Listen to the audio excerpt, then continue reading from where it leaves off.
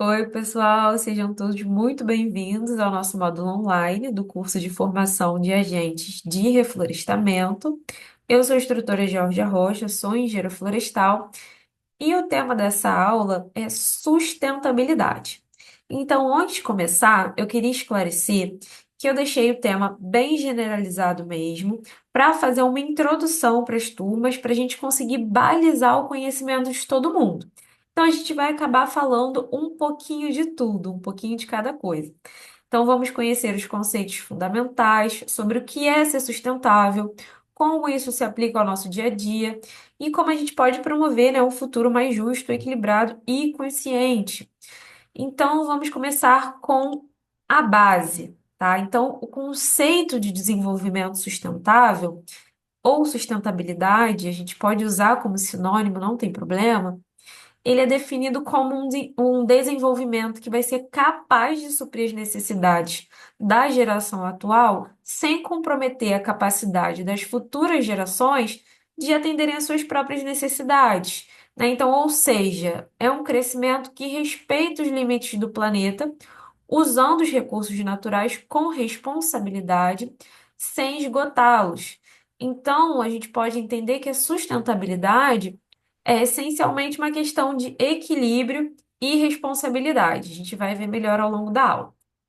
Então, a gente falando aqui, né, de necessidade das futuras gerações, quem lembra das nossas aulas de legislação ambiental, a gente viu algo parecido na Constituição Federal, certo? Tem o artigo 225, que diz que todos têm direito a um meio ambiente ecologicamente equilibrado, bem de uso comum do povo e essencial à sadia qualidade de vida, impondo-se ao poder público e à coletividade o dever de defendê-lo e preservá-lo para as presentes e futuras gerações. Então, lá na Constituição Federal de 1988, a gente já tinha um pouco dessa preocupação das futuras gerações. E aí, se o meio ambiente ele é um bem de uso comum do povo, então o poder público e a coletividade, que seria um povo, tem o dever de defender e preservar, já que é um bem de uso comum, tá? E aí, esse termo, né, a gente está falando aqui lá de 1988, esse termo específico, sustentabilidade, ele surgiu a partir da crescente preocupação com os impactos ambientais do desenvolvimento econômico, especialmente após a Revolução Industrial. Então, a ideia foi evoluindo ao longo do tempo, mas o seu uso moderno, né, se consolidou com o relatório de Brundtland, publicado em 1987 pela Comissão Mundial sobre o Meio Ambiente e Desenvolvimento da ONU, né, a Organização das Nações Unidas. Então, nesse relatório específico, sustentabilidade foi definido como desenvolvimento que satisfaz as necessidades do presente sem comprometer a capacidade das gerações futuras de satisfazerem suas próprias necessidades, tá? Então, a palavra em si deveria ser sustentar, ou seja, manter algo ao longo do tempo. Inicialmente, ela era muito associada à conservação de recursos naturais, mas com o tempo passou a englobar também os aspectos econômicos e sociais, e aí formou os três pilares da sustentabilidade: social, ambiental e econômico, tá? Então, esse relatório, ele foi oficialmente intitulado como Nosso Futuro Comum, né? Foi publicado em 1987 e foi presidido pela médica e ex-primeira-ministra da Noruega, Gro Harlem Brundtland. Daí o nome do relatório, era o sobrenome dessa ex-ministra da Noruega. Então, um contexto histórico para vocês é que durante as décadas de 1970 e 80, o mundo começou a perceber que os modelos de desenvolvimento econômico estavam gerando degradação ambiental acelerada, crescimento das desigualdades sociais, escassez de recursos naturais e crises econômicas em países desenvolvidos, tá? Então, entre 70 e 80, a gente já tinha esse alerta, que nem todo mundo, né, dava bola da mesma forma que a gente fala das mudanças climáticas. E tem gente ainda falando que isso não existe. Então, em resposta, né, a ONU criou em 1983 uma comissão internacional com o objetivo de propor estratégias de desenvolvimento sustentável, né, um termo que até então não era amplamente utilizado, tá? Então, os principais pontos desse relatório foi a definição do desenvolvimento sustentável, que se tornou a base conceitual da sustentabilidade como conhecemos hoje em dia, a integração entre ambiente e desenvolvimento, já que o relatório ele afirma que a proteção ambiental e o desenvolvimento econômico eles não devem ser vistos como coisas opostas, mas sim como elementos que são interdependentes, tá? Então, a gente também tem a questão do combate à pobreza, e enfatiza que erradicar a pobreza é essencial para proteger o meio ambiente, né? Pois as populações mais pobres são forçadas a explorar recursos de maneira insustentável para poder sobreviver. Também fala um pouco das mudanças estruturais globais, que aponta a necessidade de mudanças políticas, econômicas e institucionais a nível global, tá? Para garantir equidade no acesso aos recursos e no compartilhamento desses impactos ambientais. E também fala dessa responsabilidade intergeracional, que introduz fortemente essa ideia de que as decisões presentes afetam o futuro do planeta, né? Isso exige ética, precaução e um planejamento a longo prazo. Então, pessoal, a gente tem a tripé da sustentabilidade, tá? Como vemos na imagem, são esses três que eu sempre falo em sala de aula. Então, ambiental, social e econômico. Então, para qualquer atividade, projeto ou serviço, para a gente considerar que é realmente sustentável, a gente precisa dizer que ele precisa ser considerado, né?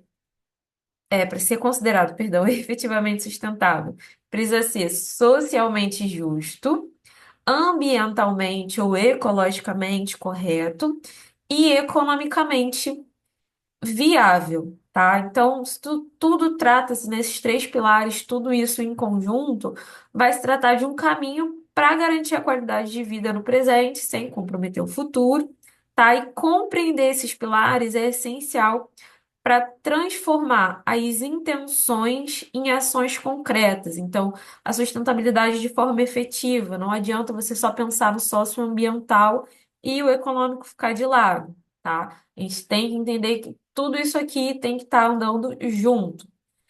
Então, né, falando um pouquinho do pilar ambiental da sustentabilidade, ele vai dizer a respeito da preservação, do uso responsável dos recursos naturais, envolve, né, ações que vão minimizar os impactos negativos ao meio ambiente, como a poluição, o desmatamento, a degradação do solo, a degradação da água, a conservação da biodiversidade e combate às mudanças climáticas, né, emergências climáticas, também fazem parte desse compromisso, desse pilar, né, da parte ambiental.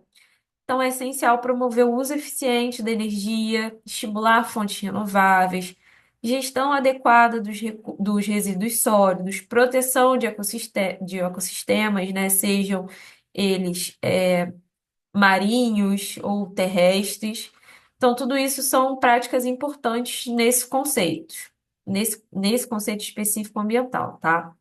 E além disso, o pilar ambiental ele vai incentivar o planejamento urbano sustentável. A gente fala sobre cidades resilientes, sobre soluções baseadas na natureza, está tudo englobado aqui, né? E atua como base para manter os processos ecológicos em equilíbrio. Então, a gente também tem a questão, por exemplo, da educação ambiental, que tem um papel-chave nessa conscientização coletiva. Falando de educação, que tem tudo a ver, né, com a parte socioambiental, a gente também tem essa parte social, né, que tem que ser socialmente justo. Então, esse pilar social da sustentabilidade, ele vai focar na qualidade de vida das pessoas e na construção de uma sociedade mais justa e inclusiva. Vai buscar garantir acesso igualitário a direitos como saúde, educação, moradia, segurança, por exemplo, a valorização da diversidade cultural, combate às desigualdades, também são elementos centrais do pilar social. A gente também pode inclui o fortalecimento da participação cidadã, a promoção do bem-estar coletivo, relação de trabalho justa, segura, né? Respeito às comunidades locais. Então, essa inclusão social vai caminhar lado a lado com a equidade e a dignidade humana. Então, esse pilar, né, reforça que não há sustentabilidade verdadeira sem a parte da justiça social. Então, vai conectar o progresso humano com a solidariedade e o respeito mútuo, tá, pessoal? Então, essa parte social está sempre atrelada e super importante quando a gente fala de sustentabilidade. E o terceiro pilar é o pilar econômico, tá? Eu estou analisando os três separadamente, mas a gente consegue interpretar, né, indiretamente que eles estão sempre ligados. Então, o pilar econômico, ele vai estar relacionado à geração de renda, emprego e à viabilidade financeira das atividades humanas, né? Vai defender um crescimento que leve em conta os limites ambientais. Aí a gente fala do desenvolvimento sustentável e as necessidades sociais também, né? Promovendo inovação e eficiência. Então, vão ser valorizados investimentos em tecnologias limpas, modelos de produção e consumo mais sustentáveis. Então, a gente tem um bom exemplo que é a economia circular, né? É um exemplo de prática alinhada a esse pilar, que vai propor reaproveitamento de materiais, né? E a redução de desperdício. Então, a economia circular, quando a gente tem uma embalagem e ela volta a ser utilizada, tá? Então, as empresas comprometidas com esse princípio, elas buscam equilibrar o lucro com a responsabilidade. E aí também entra, né, algo muito importante que tem destaque, que é o papel de políticas públicas, né, que vão incentivar essas práticas econômicas sustentáveis, tá? Então é importante considerar os custos ambientais e sociais dentro dos cálculos financeiros, porque, como eu falei, tá tudo interligado, tá? Então, o sistema econômico sustentável, ele vai criar oportunidades sem esgotar os recursos naturais, tá? E aí, dessa forma, vai contribuir para um desenvolvimento mais justo e resiliente. E aí, pessoal, algum de vocês já pode ter visto esses quadradinhos em algum lugar, tá? Tudo a ver com a sustentabilidade, já que são os 17 Objetivos de Desenvolvimento Sustentável, que a gente chama de ODS, da ONU, como eu já falei, a Organização das Nações Unidas. Então, esses 17 ODS, eles foram estabelecidos lá em 2015 como parte da Agenda de 2030, tá? Que é um plano de ação global que vai visar erradicar a pobreza, proteger o meio ambiente e garantir prosperidade para todos. Então, eles sucedem os Objetivos de Desenvolvimento do Milênio, que já era o ODM, que vigoraram entre 2000 a 2015. Então, né, tem esse horizonte de 15 anos. E aí ampliando e aprofundando os compromissos assumidos, né, pelos países que são membros. Então, essa formulação, né, e de onde veio isso?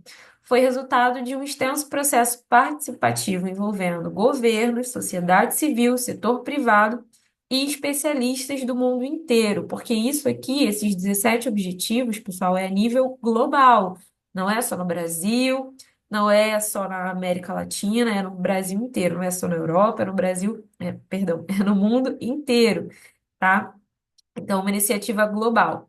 E aí, os ODS abrangem, né, 17 metas principais, que são esses quadradinhos, eu vou falar sobre cada um, e 169 metas específicas, que são organizadas em torno de três grandes dimensões do desenvolvimento sustentável, que são os pilares que eu acabei de explicar: o social, o econômico e o ambiental.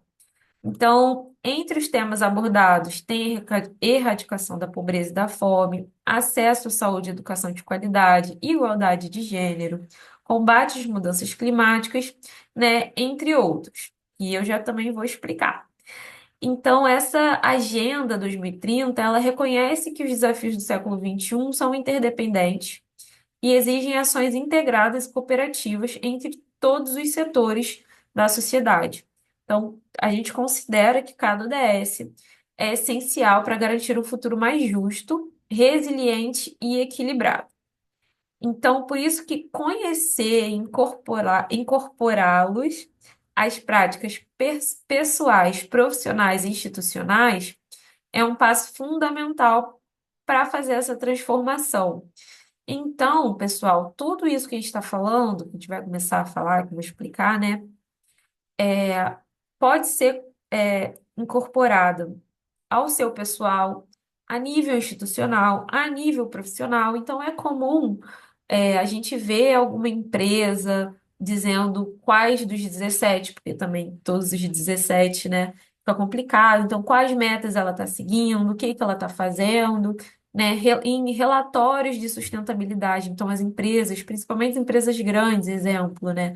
A Ambev, né, tem essa questão de trazer esse relatório de sustentabilidade. Por que que eu citei a Ambev? Porque esses dias eu estava pesquisando e eu vi que ano passado o melhor relatório de sustentabilidade de 2024 foi da Ambev. Então, até baixei o relatório para ler, posso até deixar ele no Drive para vocês darem uma olhada também, mas é também de fácil acesso, PDF na internet, e tá lá os 17 ODS, o que que a empresa está fazendo, né, prestando esses esclarecimentos para a sociedade. Então, vamos falar um pouquinho, né? Então, o ODS 1 é erradicação da pobreza. Então, visa acabar com a pobreza em todas as suas formas e em todos os lugares. Então, entre as suas metas, né, estão erradicar a pobreza extrema para todas as pessoas em todos os lugares até 2030, garantir que todos tenham os mesmos direitos aos recursos econômicos, acesso a serviços básicos, propriedade e controle sobre a terra e outras formas de propriedade. Então, vocês lembram que eu falei que tem 169 metas específicas? Eu separei algumas, tá? Então, a gente tem o ODS 2, que é Fome Zero e Agricultura Sustentável. Tem como objetivo acabar com a fome, alcançar a segurança alimentar e melhorar a nutrição, promovendo a agricultura sustentável. Duas de suas metas, as metas específicas, são acabar com a fome e garantir o acesso de todas as pessoas, em particular os pobres e as pessoas em situações vulneráveis, a alimentos seguros, nutritivos e suficientes durante o ano todo. Isso aqui é super importante, né? Às vezes a gente vê é, várias ações de combate à fome só em épocas específicas, como, por exemplo, né, o Natal. Então, outra meta aqui seria duplicar a produtividade agrícola e a renda dos pequenos produtores de alimentos, especialmente mulheres, povos indígenas, agricultores familiares, pastores e pescadores. Já o ODS 3 é saúde e bem-estar. Busca assegurar uma vida saudável e promover o bem-estar para todos, em todas as idades. Então, duas metas importantes são reduzir a taxa de mortalidade materna global para menos de 70 por 100 mil nascidos vivos até 2030 e acabar com as epidemias de AIDS, tuberculose, malária e doenças tropicais que são negligenciadas, além de combater hepatite, doenças transmitidas pela água e outras doenças transmissíveis, e é de extrema importância. O ODS 4 fala de educação de qualidade, que visa assegurar a educação inclusiva e equitativa de qualidade, promovendo oportunidades de aprendizado ao longo da vida para todos. Entre suas metas estão garantir que todas as meninas e meninas completem o ensino primário e secundário gratuito, equitativo e de qualidade, e aumentar substancialmente o número de jovens adultos com habilidades relevantes, incluindo competências técnicas e profissionais para emprego, trabalho decente e empreendedorismo. Então, a gente pode dizer que esse curso aqui está alinhado com as metas do ODS 4, certo? Então vamos lá, o ODS 5, igualdade de gênero, também importantíssimo. Tem como objetivo alcançar a igualdade de gênero e empoderar todas as mulheres e meninas. Duas de suas metas são eliminar todas as formas de violência contra todas as mulheres e meninas nas esferas públicas e privadas, incluindo tráfico e exploração sexual e de outros tipos. Assegurar a participação plena e efetiva das mulheres e a igualdade de oportunidade para a liderança em todos os níveis de tomada de decisão, na vida política, econômica e pública. Então, pessoal, só relembrando, todos esses ODS são a nível global, tá? Então, estamos no 5, igualdade de gênero, importantíssimo. Vamos para o próximo. ODS 6 fala de água potável e saneamento. Vai visar garantir a disponibilidade e a gestão sustentável da água e do saneamento básico para todos. Então, entre as suas metas estão alcançar o acesso universal e equitativo à água potável, segura e acessível para todos, sempre, né, até 2030. A gente, eu falei para vocês, perdão, que os ODS, eles são metas que a gente tem que alcançar como sociedade até 2030, então tem mais 5 anos pela frente. E outra meta do ODS 6 é melhorar a qualidade da água, reduzindo a poluição, eliminando o despejo, e minimizando a liberação de produtos químicos e materiais perigosos. A gente falou bastante de água, né, durante o curso. A gente teve matéria de recursos hídricos. A gente teve duas palestras do pessoal da SEDAI que foram ótimas, né? Então, vocês estão entendendo que água e floresta também tem tudo a ver. A questão do saneamento também está aí. Então, é um tema para a gente se aprofundar mais. Lembrando que a aula eu estou falando aqui de forma mais generalizada. Então, caso vocês queiram pesquisar mais, né, a internet está aí, tem acesso. Caso queiram alguma dica, podem entrar em contato comigo também, para a gente ir fomentando, tá, esse conhecimento. Então, continuando. O ODS 7 é energia acessível e limpa, e tem como objetivo assegurar o acesso confiável, sustentável, moderno e a preço acessível à energia para todos.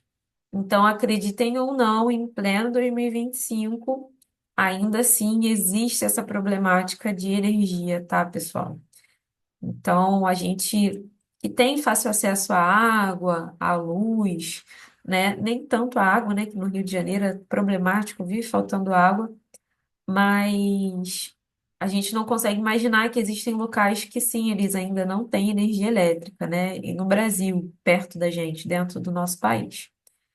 Então, duas das metas são garantir o acesso universal, confiável, moderno a preços acessíveis, aumentar substancialmente a participação de energias renováveis na matriz energética global. Então, está falando de energia acessível, aliás, está falando não só de energia acessível, mas uma energia acessível e de fontes limpas, né? Então, a gente tem que ter essa mudança nessa matriz energética global que temos hoje em dia. Já o ODS 8, ele fala sobre trabalho decente e crescimento econômico.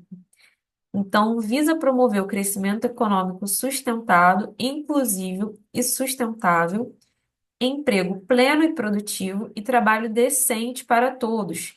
Então, entre as suas metas, estão promover as políticas orientadas para o desenvolvimento que apoiem atividades produtivas, criação de empregos decentes, empreendedorismo, criatividade e inovação, além de reduzir substancialmente a proporção de jovens sem emprego, educação ou formação, tá? Então, podemos também dizer que o ODS 8, além do ODS 4, né, que fala de educação de qualidade, estão alinhados com o perfil do nosso curso.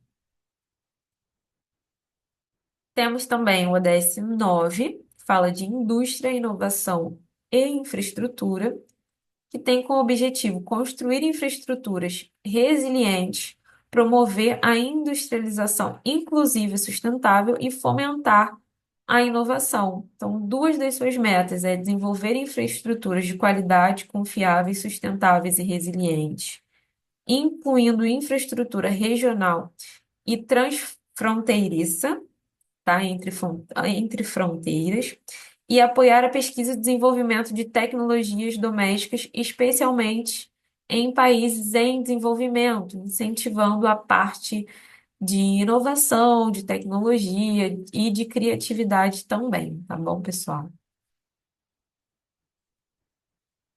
Agora, ODS 10 fala de redução das desigualdades, visa reduzir a desigualdade dentro dos países e entre os países. Olha que legal. Então, as metas, né, são empoderar e promover a inclusão social, economia e política de todos, independente da idade, sexo, deficiência, raça, etnia, origem, religião ou condição econômica, e garantir a igualdade de oportunidades, reduzir desigualdades de resultados, inclusive por meio da eliminação de leis políticas e práticas que ainda hoje são discriminatórias, tá? Então, tem uma super importância significativa aqui, ODS 10, redução das desigualdades. Já o ODS 11 fala sobre cidades e comunidades sustentáveis. Então, tem como objetivo tornar as cidades e os assentamentos humanos inclusivos, seguros, resilientes e sustentáveis. Duas de suas metas são garantir o acesso de todos à habitação segura, adequada e a preço acessível, e aos serviços básicos, né? E urbanizar as favelas, reduzir o impacto ambiental negativo per capita das cidades, inclusive prestando especial atenção à qualidade do ar e à gestão dos resíduos municipais. Então, a gente fala aqui, né, cidades e comunidades sustentáveis. A gente também usa o termo, né, de cidades resilientes. A gente pode falar das soluções baseadas na natureza, que a gente também já conversou um pouquinho em aula. Então, a gente tem a questão, né, da justiça climática, do racismo ambiental, do racismo climático. Tudo isso está dentro, né, desse ODS para a gente conseguir ter essas metas e conseguir combater essas questões. E já o ODS 12 é o consumo e produção responsáveis, visa assegurar padrões de produção e de consumo sustentáveis.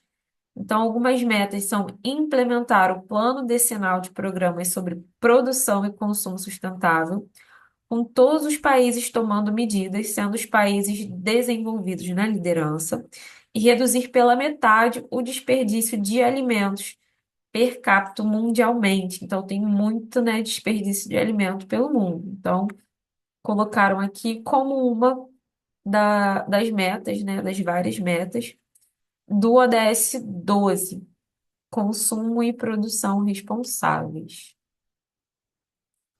O ODS 13, né, é de extrema importância, está super em alta.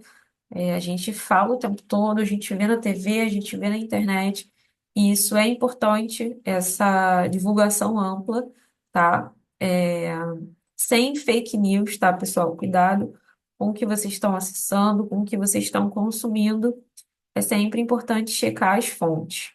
Então, o ODS 13 é ação contra a mudança global do clima, né? As mudanças climáticas, crise climática, emergência climática, enfim, né? Tem como foco tomar medidas urgentes para combater as mudanças climáticas e seus impactos, reconhecendo que os efeitos do aquecimento global são transversais a todos os setores. Então, todo mundo está sendo afetado. A gente conversa bastante sobre isso em sala. Então, algumas metas são integrar medidas de mudança do clima nas políticas públicas, estratégias e planejamentos a nível nacional, melhorar a educação, a conscientização, a capacidade humana e institucional sobre a mitigação, a adaptação e redução de impacto. Então, pessoal, estamos falando aqui, mudanças climáticas. A gente pode mitigar, tá? Evitar o impacto. A gente pode se adaptar A gente falou um pouquinho também da questão, né, do ponto de não retorno, então agora a gente vai ter que pensar em se adaptar, e aí surgiu a questão das cidades resilientes e também, né, reduzir esses impactos. Então, tudo isso estão nas metas, tá? Do ODS 13. Agora a gente vai entrar um pouquinho mais na parte ambiental, né? A gente tem o ODS 14, que é vida na água, que vai ser focado na conservação e uso sustentável dos oceanos, mares e recursos marinhos. Então, esse ODS 14, ele vai reconhecer a importância da biodiversidade marinha para o equilíbrio ecológico e econômico, tá? Algumas metas incluem prevenir e reduzir significativamente a poluição marinha de todos os tipos, especialmente a advinda de atividades terrestres, e gerir e proteger de forma sustentável ecossistemas marinhos e costeiros para evitar impactos adversos significativos. Então, pessoal, quem nunca viu, né, a foto da tartaruga com o canudinho, né? Então, essas coisas meio impactantes, né? Quem já viu, né? Eu nem gosto de ver, na verdade, porque é muito impactante para mim. Os animais marinhos, né, enrolados com resíduos e tudo mais. Então, isso serve como um alerta para a importância desse ODS, para a importância da conservação dos oceanos. Aqui, e como eu falei, né, gente, está tudo integrado. Então, a questão de consumo e produção influencia na questão marinha, que influencia na questão dos resíduos, enfim. Tá tudo ligado. Então, ODS 14, a gente tem vida na água. E o ODS 15, a gente tem a vida terrestre, né? Que visa promover, restaurar e proteger, né, os ecossistemas terrestres, além de combater a desertificação, deter e reverter a degradação da terra, né, e a perda da biodiversidade. Então, algumas metas é a conservação e recuperação sustentável dos ecossistemas terrestres e de água doce, combater a desertificação e restaurar, né? Reflorestar, fazer restauração ecológica dessas áreas que estão degradadas e desmatadas. Então, o ODS 15 também, junto com o ODS 8 e o ODS 4, eles estão super alinhados, né, com o curso. Na verdade, o curso está alinhado com esses ODS. A gente tem também o ODS 16, Paz, Justiça e Instituições Eficazes, que tem como objetivo promover sociedades pacíficas e inclusivas, proporcionar acesso à justiça para todos e construir instituições eficazes, responsáveis e inclusivas. Então, entre as metas, né, tem a redução significativa de todas as formas de violência e taxas de mortalidade relacionadas, além de garantir o acesso público à informação e proteger as liberdades fundamentais, em conformidade com a legislação nacional e os acordos internacionais, tá? Então, aqui a gente sabe que os ODS são a nível global. A gente tem alguns países que ainda têm a questão da ditadura, então a gente tem a importância das metas do ODS 16. E por último, o ODS 17, que fala sobre parcerias e meios de implementação. Então, ele fortalece os meios de implementação da Agenda 2030 e revitaliza a parceria global para o desenvolvimento sustentável, né? Reconhecendo essa cooperação internacional que é fundamental para o progresso comum. Então, entre as metas, tem a questão de mobilizar recursos financeiros adicionais de múltiplas fontes para os países em desenvolvimento, traduzindo, né, obter dinheiro adicional de diversas fontes, tá, para os países em desenvolvimento. Então, se seca uma fonte, tem outra fonte, porque as fontes são múltiplas.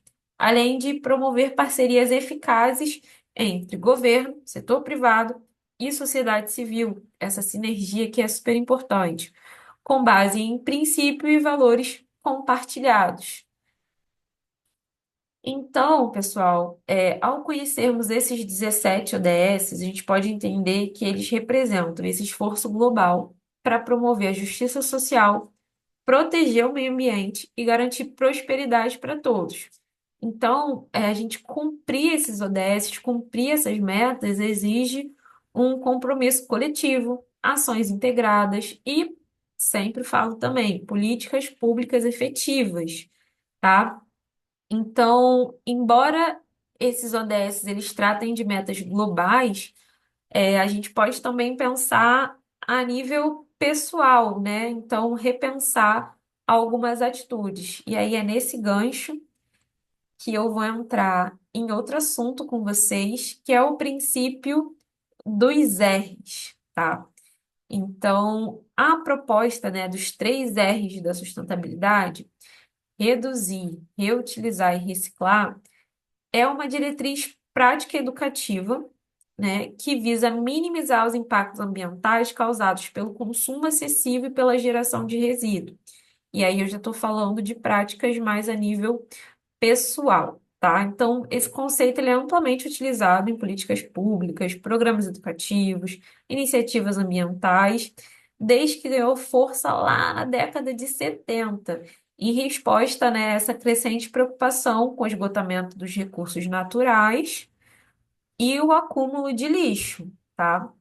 Então, com o tempo, os especialistas e movimentos socioambientais passaram a expandir essa ideia, incorporando mais dois verbos, né? É, nos três R's agora são cinco R's.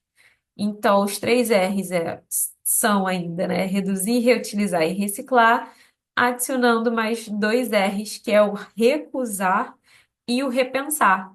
Então, essa adição desses dois R's propõe uma abordagem ainda mais consciente, ainda mais profunda, voltada para essa mudança de comportamento e de mentalidade em relação ao consumo e à produção. Beleza, pessoal? Então, vamos entender um pouquinho mais de cada um desses princípios, tá? Então, o primeiro é repensar. Então, antes de qualquer ação, é essencial você refletir sobre os hábitos de consumo. Então, a questão é você repensar que vai envolver você questionar a real necessidade de você comprar determinado produto, o impacto ambiental e social envolvido na fabricação, no transporte e no descarte. E também avaliar se estamos apoiando empresas que são comprometidas com práticas sustentáveis e éticas, né? Então, vamos lá, um exemplo prático. Eu preciso mesmo comprar esse novo item ou eu posso usar algo que eu já tenho? Então, esse produto tem origem sustentável? Foi produzido com respeito ao meio ambiente e às pessoas? Então, eu estou comprando por pura influência de algum influenciador, né? Eu realmente preciso disso. E aí você está pensando no meio ambiente, mas, como eu falei, é tudo integrado, tem a parte econômica também.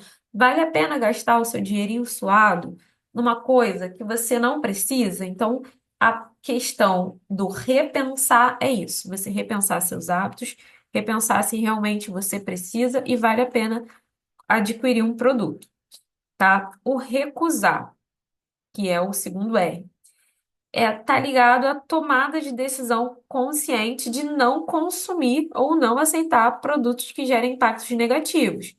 Então, a minha mãe é um exemplo clássico. Não usa nada descartável, pode estar na festa de quem for. Ou ela vai levar da própria casa o pratinho, o garfo e a faca, ou ela vai solicitar a pessoa que está dando festa, porque ela não usa nada descartável. Então, esse é o segundo R, acabei de lembrar da minha mãe. Esse é o segundo R de recusar, então ela recusa mesmo. Canudo não usa canudo de plástico, copo plástico, sacola plástico em supermercado, ela pega a caixa de papelão. Então, recusar seria, né, você não utilizar algo que faz mal para o meio ambiente, ou você trocar, né, uma sacola, por exemplo, por uma caixa de papelão, ou um canudo de plástico pelo aqueles canudos de metal, né? Inclusive, tenho alguns e, assim, são ótimos, tá? É uma coisa barata e é ótima. Ou, por exemplo, dizer não à questão do fast fashion, né, pessoal? Da Shein, tanto faz. Esses fast fashion, a gente tem, né, essa problemática, se eu não me engano, em alguma aula também, acho que foi a Evelyn falou sobre isso, a gente teve uma discussão super interessante. Então, vamos pro terceiro R. Então, a gente falou de repensar, a gente falou de recusar, e agora vamos falar de reduzir. Então, reduzir significa, né, diminuir ao máximo o consumo desses recursos naturais e a geração de resíduos. Então, é reduzir, consumir apenas o necessário, evitar o desperdício. Reduzir também, gente, está relacionado com o uso racional de água, de energia, de alimento, de combustível. Então, exemplos práticos, né? Você comprar apenas o necessário, você planejar as suas compras. Às vezes você compra uma quantidade absurda de algo que não precisa, você não vai consumir no mês e acaba estragando, perdendo a validade, então vira resíduo, se joga fora, tá? Então, esse seria um exemplo de reduzir. Agora, reutilizar, ele vai incentivar a você prolongar a vida útil dos produtos. E aí você pode utilizar de formas criativas e diferentes da função original. Então, reutilizar evita a extração de novos recursos e reduz a quantidade de resíduo enviados para os aterros sanitários, né? Então, usar potes de vidro de alimentos como recipiente doméstico, transformar roupas antigas em panos de chão, né? Quem nunca tem uma blusa velha que virou pano de chão, isso aí é o R do reutilizar, né? E por último, a gente tem o reciclar. Então, a reciclagem é um dos R's mais conhecidos, né? Mas a gente deve considerar que ela é a última opção, porque após esgotadas as possibilidades de redução, reutilização, né, a gente consegue reciclar, lembrando que deixa esse R por último, tá? Então, recicláveis significa transformar um resíduo em novos produtos. E aí, por meio de processos industriais ou artesanais. Então, embora seja fundamental, a gente tem que entender que a reciclagem ela consome energia, às vezes água, dependendo do produto, e exige uma logística adequada, tá? Então, também consome recursos. E a logística adequada seria separar corretamente os resíduos, né, apoiar a cooperativa de catadores e empresas recicladoras, e, enfim, entre outros. Então, a gente pode concluir que essa evolução de 3 R's para os 5 R's representou sim um avanço na consciência ambiental, tá? Enquanto reduzir, reutilizar e reciclar são ações práticas voltadas ao destino dos resíduos, recusar e repensar, eles vão atuar na raiz do problema, que é o consumo desenfreado e pouco consciente. Então, incorporar os 5 R's no cotidiano é uma atitude transformadora, que contribui para a construção de uma sociedade mais sustentável, que a gente está falando aqui. Então, promovendo o uso responsável do recurso natural. Você vai perceber que quanto mais sustentável você fica, mais econômico fica a sua vida também. Você vai ver que seu dinheirinho está rendendo mais, tá? Isso é real, pessoal. E aqui falando um pouquinho ainda de reciclagem, né, que era o nosso último R. Como eu falei para vocês, né?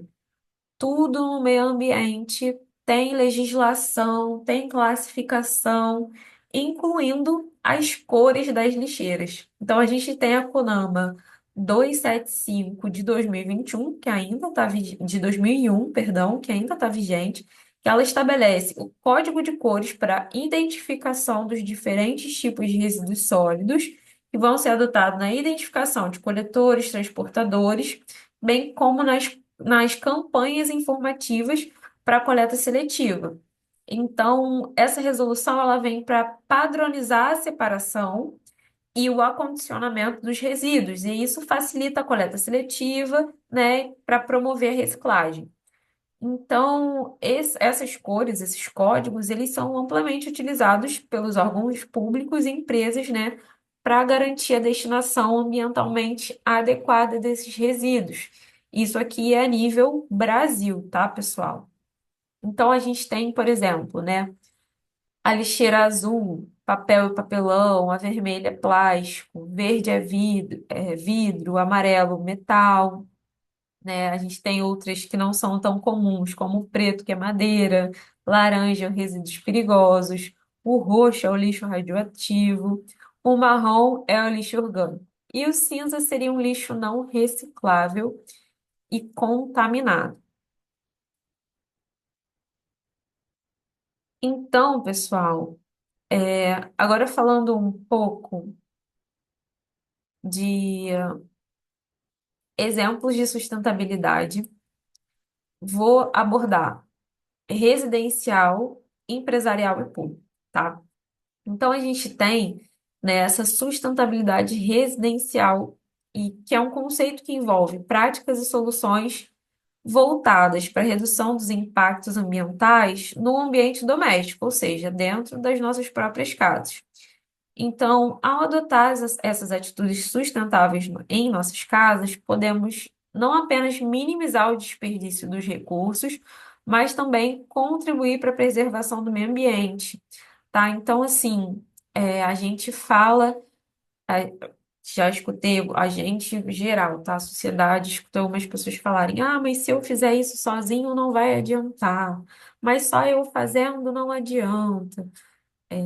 Se só você na sua bolha faz, tudo bem que seja você quem vai iniciar, mas você precisa entender que outras pessoas também fazem. Não é só porque você não conhece ninguém que faz que isso não existe, tá? Então, algumas das principais práticas que a gente pode adotar, tá, em uma residência para promover a sustentabilidade pode ser compostagem, separação do lixo. E aí o lixo tá entre aspas, porque não existe lixo, gente, é resíduo. Não existe você jogar fora. Você não tá jogando para fora do planeta e vai sumir na galáxia. Não, não é assim que funciona. Você vai destinar esse resíduo para algum lugar, tá? Então vai para algum lugar, pode poluir sim, pode contaminar sim, tá? Então vamos usar resíduo daqui para frente. Então, separação do resíduo, encaminhar esses resíduos para reciclagem, reutilizar as embalagens e também energia solar, que está ficando bem famosa, pelo menos aqui em Maricá, onde eu moro, tem bastante gente colocando.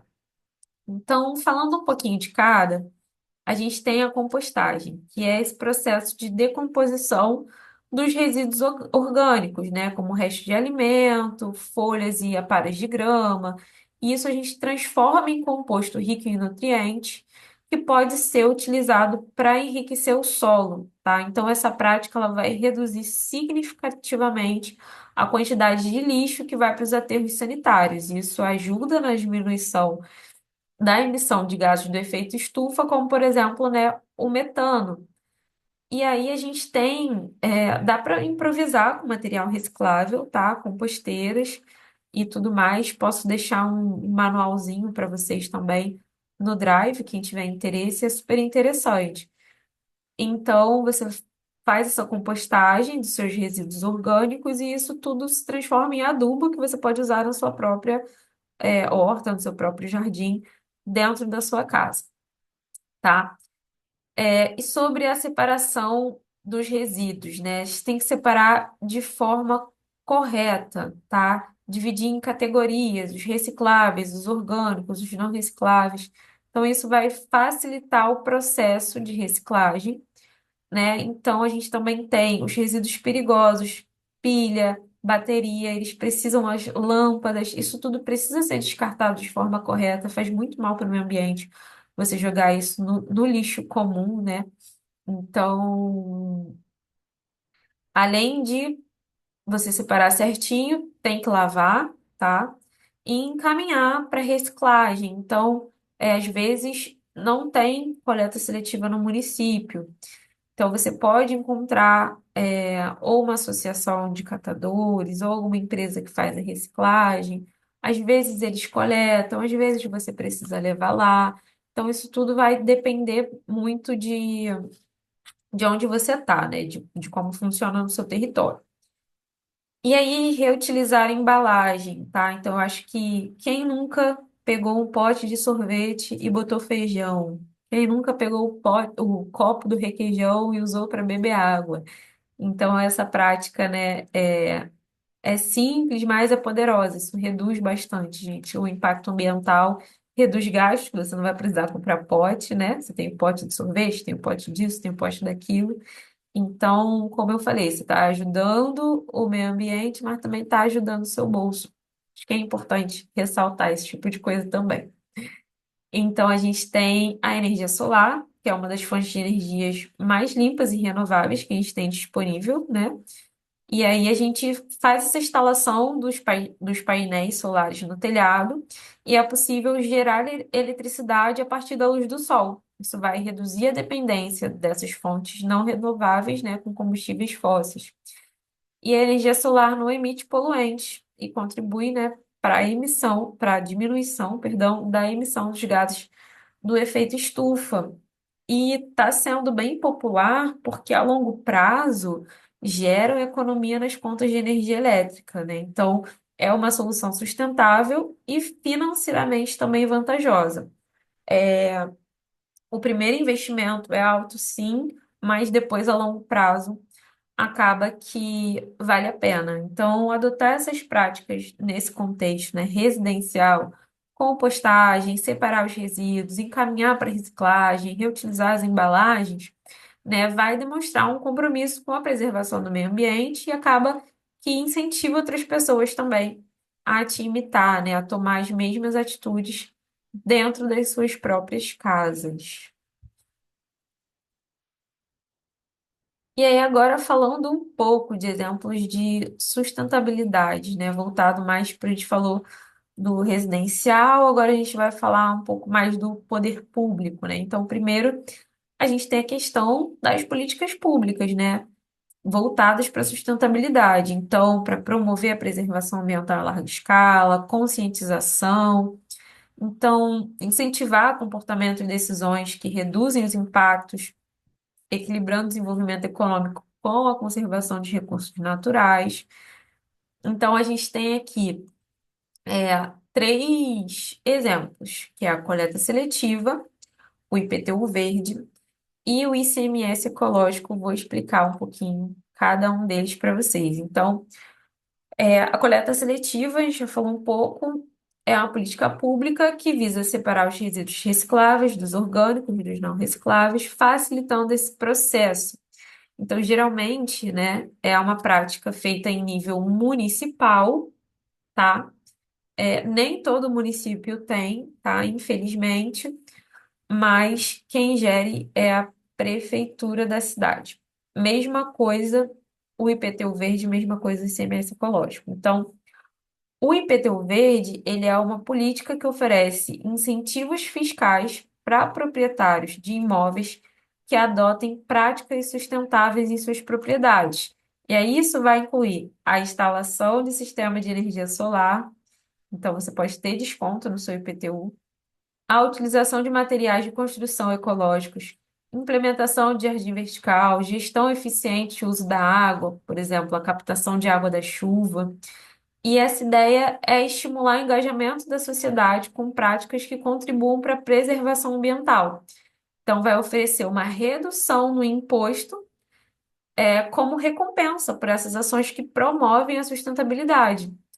Então, o IPTU verde ele vai beneficiar não só os moradores, né, com a economia do imposto, mas também contribuir para o bem-estar da comunidade ao melhorar a qualidade, ambiental local, tá?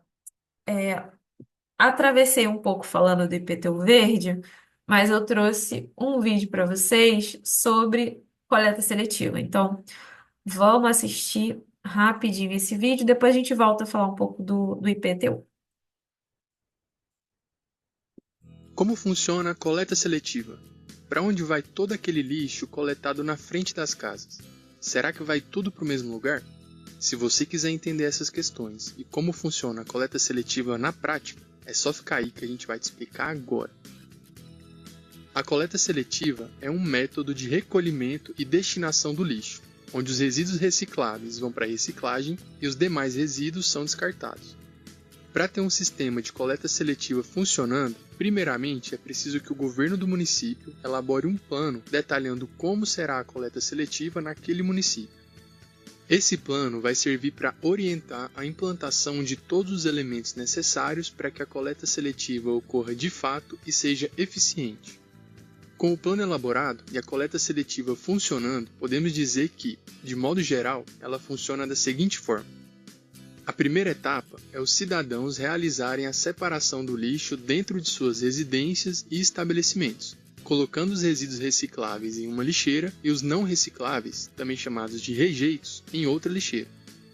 Além de separar o lixo dentro de sua residência, é preciso também colocar os resíduos recicláveis na lixeira instalada na calçada somente nos dias e horários que o caminhão da coleta seletiva passa ali na rua. Nos demais dias serão colocados os rejeitos. O lixo reciclável vai ser coletado pelo caminhão da coleta seletiva nos dias e horários determinados e levado para o centro de triagem, que é um local onde há trabalhadores que conferem o que realmente pode ser reciclado e o que não pode.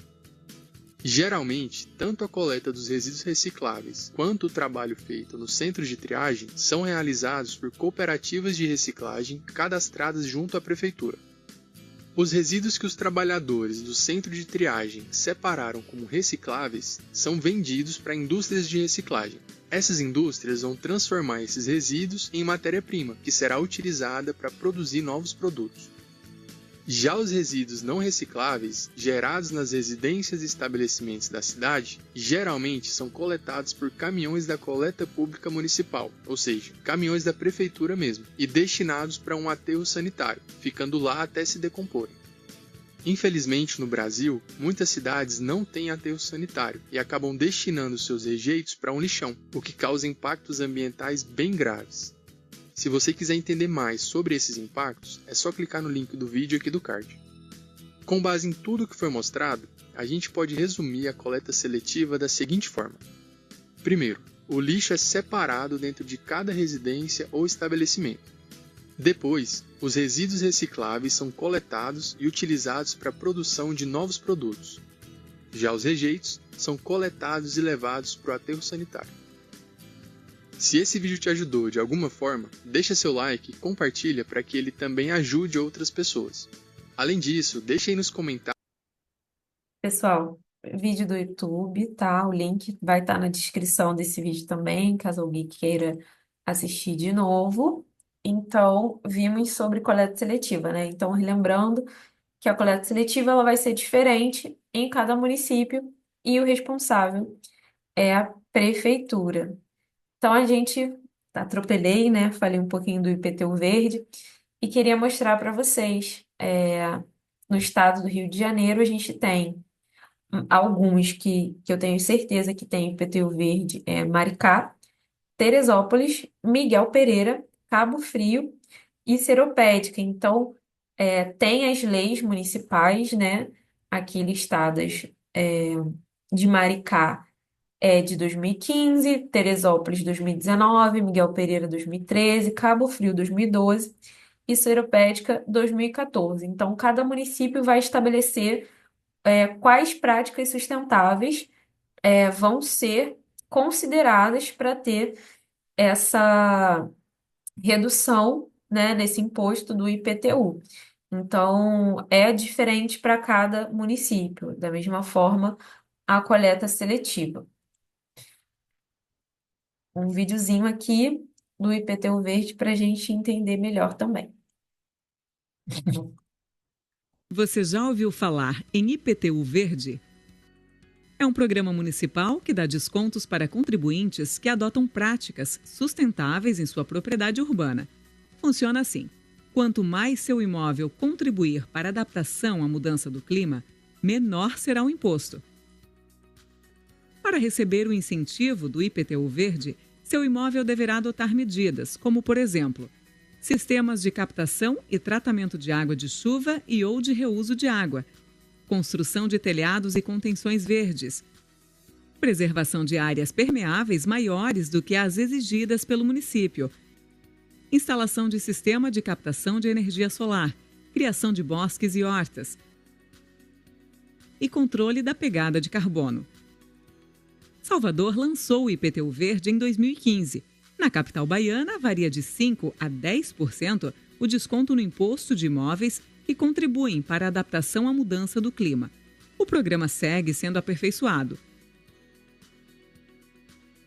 É a Prefeitura de Salvador e a sociedade soteropolitana assumindo seu papel na construção de uma cidade resiliente e com o futuro do planeta. Pessoal, então, apesar desses municípios aqui terem, né, o IPTU verde, eu trouxe de outro estado o videozinho porque eu não achei nenhum vídeo institucional, né, de nenhum município do Rio de Janeiro. Mas eu acho que o vídeo super serviu e o link dele também vai estar na descrição desse vídeo aqui, tá, gente?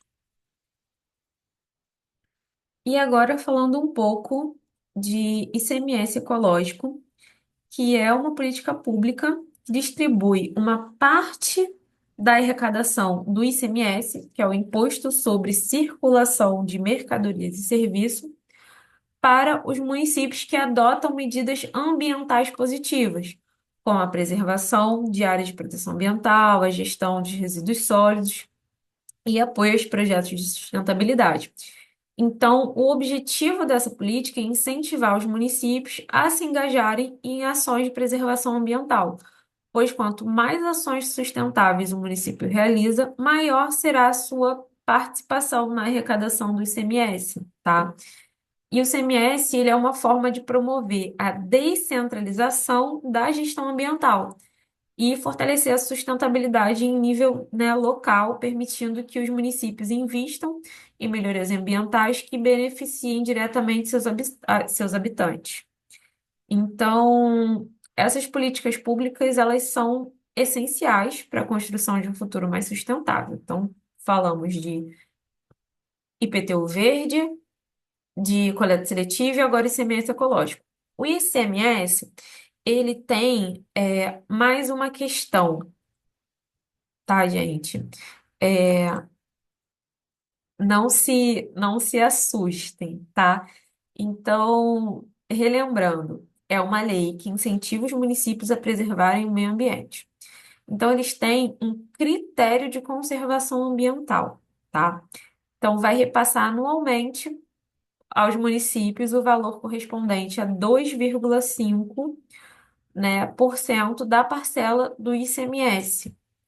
Quem não lembra, ICMS, Imposto sobre Circulação de Mercadorias e Serviços, tá? Então, esse rateio ele é realizado conforme indicadores ambientais dos municípios e que são traduzidos em valores financeiros que vão compor o Índice Final de Conservação Ambiental, que é esse IFCA, Índice Final de Conservação Ambiental.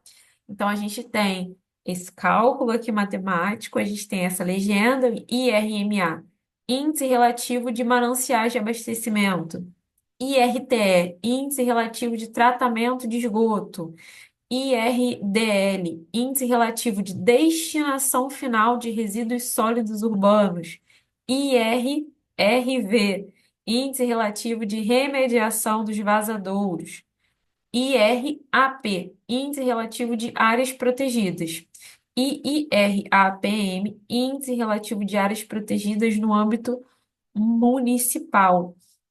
Então, o ICMS no estado do Rio, o ICMS ecológico no estado do Rio de Janeiro foi criado em 2007, tá? E aí a gente tem também essa tabelinha aqui. Então, essa tabela faz parte do cálculo. Então, o percentual corresponde a cada componente do cálculo no índice de conservação ambiental. Então, a gente tem que 45%, ó, 45% tem a questão das unidades de conservação. A gente tem 30% questão de mananciais de abastecimento e tratamento de esgoto entra no critério relacionado de qualidade ambiental dos recursos hídricos.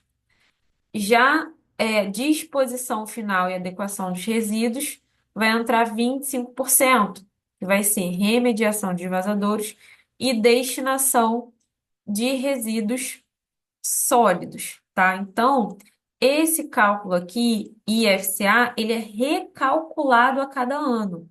Então, eles vão oferecer aos municípios que investiram em conservação ambiental essa oportunidade para aumentar a sua arrecadação. Então, para aumentar o IFCA, o município ele vai precisar saber como é realizado o cálculo, né? Quais variáveis podem ser consideradas, que são essas aqui que eu falei, tá? Então, o pré-requisito de cada município para se beneficiar desses recursos do ICMS ecológico é a organização de um sistema municipal de meio ambiente, composto no mínimo por um Conselho Municipal de Meio Ambiente, um Fundo Municipal do Meio Ambiente, um órgão administrativo e executor da política ambiental municipal e da Guarda Municipal Ambiental. Então, relembrando, isso aqui é feito todo ano. Então, todo ano tem o repasse dessa porcentagem para os municípios. Se eu não me engano, esse ranking aqui foi de 2023, tá, gente? Então, a gente tem, né, em primeiro lugar, Cachoeiras de Macacu, que recebeu, né, teve um IFCA, que é o Índice Final de Conservação Ambiental, maior IFCA, então recebeu o maior repasse de recursos financeiros do ICMS ecológico. Então, a gente tem Cachoeiras de Macacu em primeiro, Rio Claro em segundo, Silva Jardim em terceiro, Mesquita em quarto, Nova Iguaçu em quinto, em sexto, Mangaratiba, Niterói está em sétimo, Paraty oitavo, Sapucaia nono e décimo, Nova Friburgo. Eu tenho quase certeza que esse ranking aqui é de 2023, tá, pessoal? E agora, falando um pouco sobre um conceito de sustentabilidade mais empresarial, tá? A gente tem o ESG, tá? Então, é um conceito que envolve três pilares essenciais para promover as práticas empresariais responsáveis, que tem um pouco a ver com os três pilares, mas só vai mudar um pouco, talvez seja novidade, a parte do G, que é a parte de governança. Então, o E é ambiental, que é environmental, que seria em inglês, né? Social, o S, e governança seria o G. Então, as empresas que adotam essa abordagem ESG ou ASG, tanto faz, gente, é sinônimo, elas vão buscar balancear o seu desempenho financeiro com impactos positivos nas pessoas, no meio ambiente e na sociedade. Isso tudo seguindo os princípios éticos e transparentes, tá? Então, esse modelo ajuda a direcionar negócios para serem mais responsáveis e alinhados com as expectativas da sociedade, os 17 ODS da ONU e por aí vai. Então, a gente tem, né, a parte do E. Pode ser ecológico, pode ser ambiental, ou a gente chama de ESG ou ASG, como eu falei, tanto faz. Então, esse pilar ambiental ele vai se concentrar na responsabilidade das empresas em minimizar os impactos negativos que as suas operações, atividades, serviços vão causar no meio ambiente. Então, isso envolve a adoção de práticas para reduzir a emissão dos gases do efeito estufa, promover o uso de fontes de energia renovável, gerir eficientemente os recursos naturais e implementar soluções para a proteção da biodiversidade, tá? Então, empresas comprometidas com a área ambiental vão trabalhar para preservar o meio ambiente, garantindo sempre que as operações sejam sustentáveis. Então, né, buscar alternativas sustentáveis, redução na emissão de poluentes, boas práticas, questão de embalagem, geração, cuidado, descarte, qual matéria-prima está utilizando, tudo isso vai ser considerado, tá? Em empresas que adotam essas práticas ESG. E aí a gente tem o S, que seria o social, que vai tratar das relações da empresa com os seus empregados, com os seus clientes, com os fornecedores, com a comunidade que está ao redor dessa empresa. Então, aqui o foco está na promoção de igualdade de oportunidade, proteção dos direitos humanos, saúde e segurança do trabalho, né, o respeito à diversidade e as contribuições positivas para a sociedade, para a comunidade que aquela empresa está ali fisicamente inserida, tá? Então, elas buscam melhorar a qualidade de vida das suas partes interessadas, ou que a gente chama de stakeholders. Então, apoiar causas sociais, garantir boas práticas no trato com os colaboradores e parceiros. Então, a gente tem, né, aderência aos direitos trabalhistas, que é o mínimo, né? Mas alguns não fazem. Valorização da saúde e segurança, apoio à diversidade e inclusão, seja de orientação sexual, gênero, raça, religião, enfim. Posicionamento da empresa em casos de projetos sociais e a atuação com a comunidade, de extrema importância. E o G, que pode ter, ter ficado uma dúvida no ar, né, já que eu acredito que seja um conceito novo, tem a ver com a forma com que as empresas são geridas. Então, com ênfase em práticas de transparência, ética e responsabilidade, tá? Então, envolve a criação de estruturas e processos que vão assegurar a integridade nas decisões empresariais, evitar fraude, corrupção ou qualquer forma de má conduta. Então, essa boa governança empresarial é essencial para garantir que os interesses dos acionistas, dos stakeholders, sejam respeitados, promovendo um ambiente de confiança e principalmente de estabilidade ao longo prazo. Então, isso vai englobar a responsabilidade dos líderes, perdão, em implementar políticas justas e equilibradas que vão garantir o sucesso sustentável da empresa. Então, valores, postura moral, ética nos negócios, valorização da prestação de contas e da responsabilidade corporativa, entra na questão da transparência, comportamento e política interna, né, relacionada às práticas de anticorrupção, trabalho escravo, por exemplo, e veracidade das informações de produtos, processos, serviços, informações da empresa. Então, esses três pilares, né, ESG, eles se complementam da mesma forma que os três pilares da sustentabilidade, e juntos eles formam a base de um modelo de negócio mais sustentável e ético, tá? Impactando positivamente não só na empresa, mas no meio ambiente e na sociedade como um todo. E o que que acontece? É aquilo, qualquer segmento de empresa, seja industrial, seja comercial, enfim, pode adotar as práticas ESG. Tem muito cursinho também online gratuito sobre o tema, para quem se interessou, a galera da gestão ambiental. Isso aqui é bem interessante você focar e se aprofundar. Então, eu posso deixar também, vou até anotar aqui para não esquecer, links de cursos ESG aqui na descrição desse vídeo, beleza, pessoal? Então, agora eu queria apresentar para vocês alguns casos de sucesso, tá? Vamos ver um vídeo sobre cada um dessas práticas ESG dentro de empresas. Então, a gente tem a Natura Boticário e a nossa querida amiga Sedai, né? Que a gente conhece bem, mas eu vou reforçar aqui também alguns pontos. Então, falando primeiramente da Natura, né? Ela tem essa linha Ecos, tá? Ela é reconhecida pelo seu compromisso com a sustentabilidade, é um ótimo exemplo de empresa que adota essas práticas ambientais, desse conceito ESG.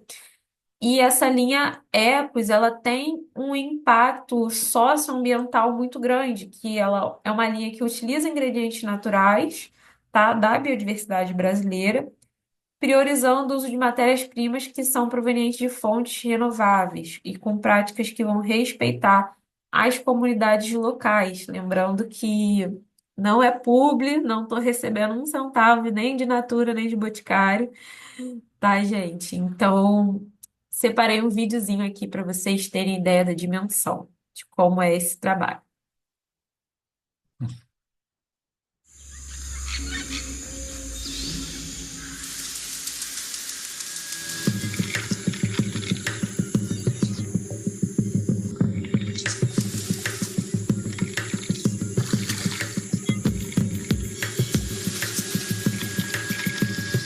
Tem tirar só 60% da natureza e deixar os 40% para os animais se alimentarem, para manter essa biodiversidade.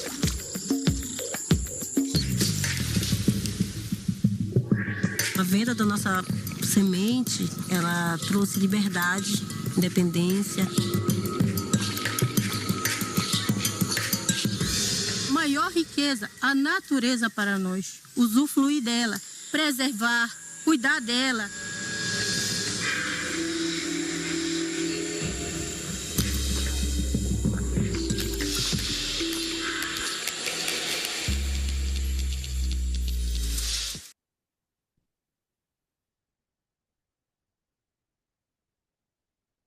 Então, pessoal, vimos aqui o da Natura.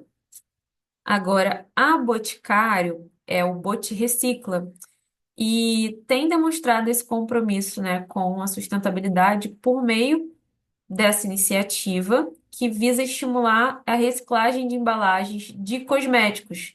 Então, em cada loja da Boticário tem, né, um coletor e, se eu não me engano, você ganha desconto, tá? E você pode colocar embalagens de outras marcas, não necessariamente só de produtos da Boticário também, tá? Então, esse projeto, perdão, ele vai contribuir para a conscientização ambiental, engajamento social, né? Promove um pouco de educação, né, sobre a importância da reciclagem, da economia circular, que a gente já falou aqui em aula também. E tem a parte do desconto, né, que todo mundo gosta. Então, vamos assistir o vídeo do Boticário.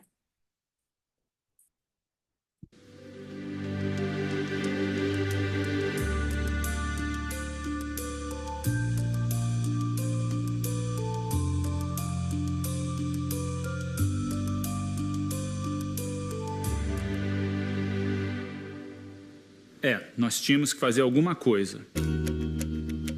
O Boti Recicla existe desde 2006 e é hoje o maior programa de reciclagem em pontos de coleta do Brasil. A gente está falando de 3.700 pontos em 1.750 cidades, com mais de 30 cooperativas homologadas e cerca de 28 mil pessoas operando em prol do meio ambiente. São toneladas de embalagens de cosméticos vazias que são recolhidas pelo Boti Recicla, enviadas para cooperativas, recicladas e efetivamente reutilizadas. Mas sempre dá para ir além.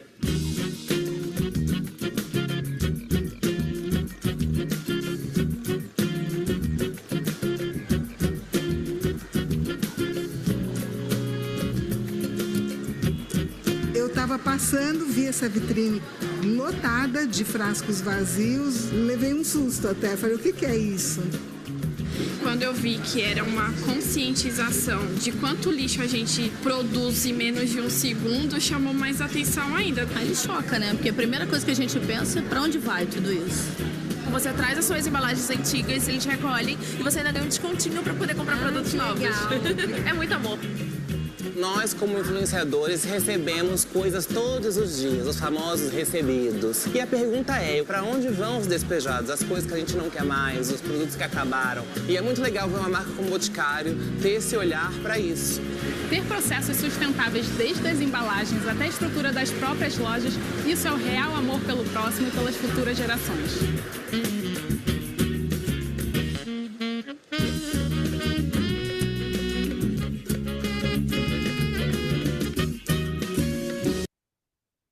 Pessoal, bem legal, né, essa iniciativa. Então, quem não sabia, tá sabendo e pode levar, né, o resto das embalagens de cosmético em lojas da Boticário. E aí, né, falando agora da SEDAI, a gente tem a questão do biossólido, que foi falado também para vocês, mas eu vou relembrar, que é um adubo feito de lodo de esgoto, né? Então, a SEDAI, a Companhia de Tratamento, aliás, Companhia Estadual de Águas e Esgoto, que faz tratamento de esgoto de parte do Rio de Janeiro, tá? É, tem essa transformação, né, desse lodo de esgoto em resíduos orgânicos que a gente pode usar como adubo, além do projeto Replantando Vidas, que conhecemos, né, em Cachoeiras de Macacu. Foi bem legal, mas trouxe um vídeo para quem não pôde, né, ir, esse aqui não é em Cachoeiras, mas é um vídeo do projeto, tá? Replantando Vidas, que trabalha com o pessoal em situação carcerária. Então, eles trabalham em viveiros e também trabalham no reflorestamento em campo. Então, vamos assistir. Quem está fazendo aniversário é o Replantando Vida, mas eu agradeço por ter me dado essa oportunidade.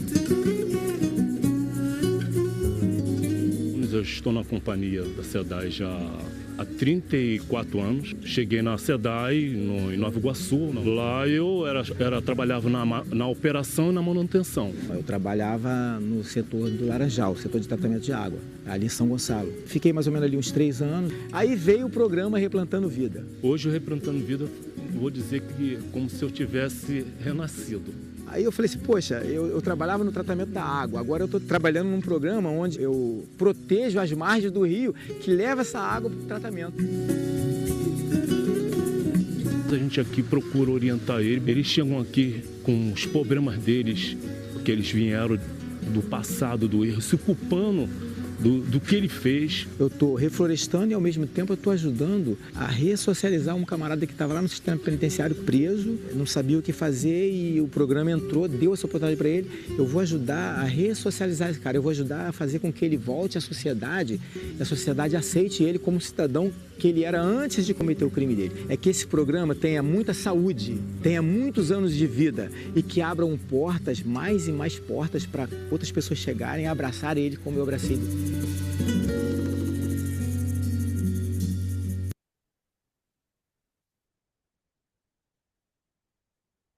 Então, pessoal, esse projeto da SEDAI, ele é muito legal, né? Eu escutei desde o meu primeiro dia de aula na faculdade, eu escuto falar dele, e aí agora, dando aula para vocês, tive o prazer de ficar mais próxima também, né? Para poder levar isso para vocês, e isso é muito importante, muito legal. Então, vocês conhecerem essas iniciativas, né? Outras iniciativas de reflorestamento, já que vocês estão nesse curso, né? De agentes de reflorestamento.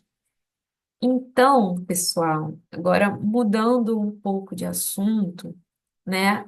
Existem muitos hábitos comuns do nosso dia a dia, que são frequentemente enraizados em nossa rotina, que não vão prejudicar não só a nossa saúde, mas também causam danos ao meio ambiente. Então, assim, eu trouxe alguns exemplos, de hábitos e práticas não sustentáveis que a gente nem sempre consegue associar com sustentabilidade, porque, como eu falei, é uma coisa que está tão enraizada na nossa rotina que a gente não, às vezes, passa batido, sabe? Então, a primeira delas é fumar cigarro, que é um hábito que, além de prejudicar a saúde individual, representa também um problema ambiental, porque o cigarro ele é composto por materiais que, quando descartados de maneira inadequada, como nas ruas ou em áreas naturais, tipo as praias que a gente vê muito, eles levam anos para se decompor. Então, o filtro do cigarro, em particular, ele é feito de acetato de celulose altamente poluente. Então, os estudos indicam que ele é uma das principais fontes de lixos em ambientes urbanos. Além disso, né, o cultivo do tabaco, sua produção e transporte também contribuem para a emissão de gases do efeito estufa. Então, olha a problemática aí para o pessoal que é fumante. Algo que já é mais óbvio são os produtos descartáveis, copo, talher, sacola plástica, embalagens, né? Então, esses produtos eles são fabricados a partir de plástico que demoram centenas de anos, né, para se decompor. Então, tem a questão do descarte inadequado, tem a questão de você comprar uma coisinha simples e vem embrulhado em 3, 4 plásticos, um produto simples. Então, enfim, a produção do plástico também contribui para a extração de recursos naturais, para a poluição do ar. Outra questão também é deixar aparelhos ligados na tomada sem necessidade, quando não está em uso, né, conhecido como stand-by ou modo espera, gera um desperdício de energia, mesmo que ele não esteja sendo utilizado, ele vai consumir uma eletricidade, obviamente, menor, então isso é um consumo que acaba sendo desnecessário. E também jogar lixo no chão.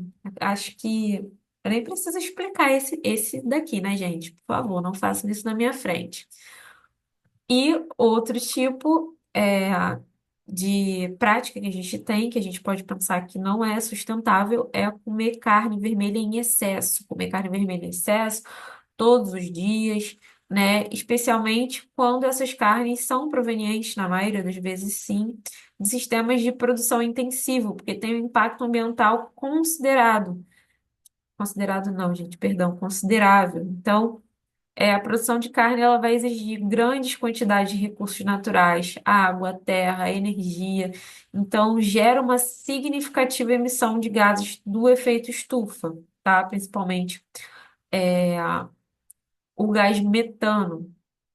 E a criação de gado em larga escala, né, é uma das várias causas do desmatamento, tá bom, pessoal? Para colocar pastagem. Então, esse consumo de carne excessivo também tem relação com alguns problemas diversos de saúde, tá? Mais nada confirmado, não sou especialista. E queria trazer esses hábitos, tá? Que eu acho que a gente, sei lá, são hábitos que a gente não tem essa ligação direta, né? O jogar lixo no chão até tem, o descartável até tem, mas fumar cigarro, por exemplo, acho que poucos conseguiriam associar isso a questões sustentáveis. Então, esses hábitos, eles refletem como as práticas do cotidiano podem ter, sim, consequências para o meio ambiente. E agora, pessoal, mudando um pouquinho de assunto, vamos falar de coisas bio. Então, tudo agora vai ter bio no nome. Então, a gente vai começar pela bioeconomia, que é um modelo de produção industrial que utiliza recursos biológicos renováveis para criar produtos, processos ou serviços, substituindo recursos fósseis e não renováveis. Então, o seu principal objetivo é promover essas soluções sustentáveis nos sistemas de produção, reduzindo os impactos ambientais e contribuindo para a preservação de ecossistema. Então, embora o termo bioeconomia seja relativamente recente no Brasil, a ciência que sustenta é bem estabelecida, tá? A ciência que sustenta esse termo é bem estabelecida, englobando áreas como biotecnologia, agricultura, silvicultura, gestão de resíduos, enfim.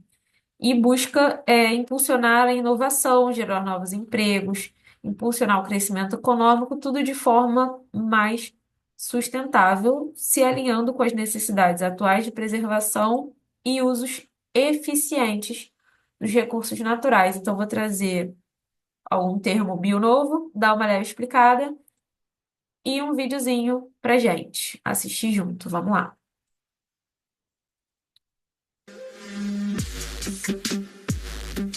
Eu acho que o Brasil tem, assim, vantagens competitivas muito grandes nessa área. Sol, luz, água, tecnologia. E é o momento do Brasil realmente não perder, vamos dizer assim, o bonde da história novamente.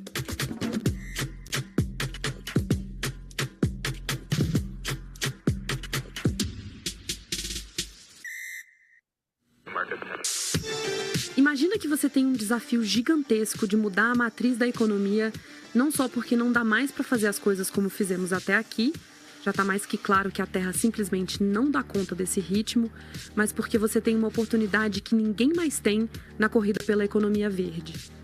Você, sozinho, tem 20% da biodiversidade do planeta. O bom de que o Paulo fala é fazer com que o Brasil consiga aproveitar todo o potencial que tem de transformar de vez a sua riqueza natural em negócios, e negócios sustentáveis. Antes de mais nada, vamos explicar o que é essa tal de bioeconomia. Quando a gente fala, por exemplo, em uma nova vacina, é um bioproduto, né? É um produto a partir de uma base biológica, né, que foi desenvolvido um novo produto. Quando a gente fala, por exemplo, de um biomaterial, né, a gente está falando aqui do uso de biomassas para produzir um novo produto, um novo processo. E isso é aplicado em muitas áreas industriais e até mesmo dentro das nossas casas, e isso é uma inovação em bioprodutos, em biomateriais. Só que não adianta olhar só para o insumo, tem que olhar para o processo e para a infraestrutura. Existe um exemplo clássico da manteiga de karité. A manteiga de karité é um insumo natural, né? Ela é utilizada em muitos cosméticos, mas ela é um insumo que vem da África. E quando você pega grandes empresas de cosméticos aqui do Brasil, ela usa uma manteiga de karité que vem da África. Ela não usa uma manteiga de cupuaçu, que é 100% nacional, porque a gente não tem uma cadeia de fornecimento bem estabelecida. Não adianta eu entender que é um recurso amazônico ou um recurso da região do sul do país, ele tem um potencial grande de gerar um princípio ativo para um novo cosmético. O como eu produzirei isso é tão importante quanto o princípio ativo em si. Então, o nosso papel aqui vai desde a bioprospecção até a definição de uma lógica de como fazer essa produção. Para atingir todo esse potencial, você precisa de pessoas e de tecnologia, tipo a Bárbara e o cromatógrafo. E nele a gente pode identificar, quantificar diversos tipos de componentes em uma matéria-prima específica, por exemplo, uma biodiversidade brasileira.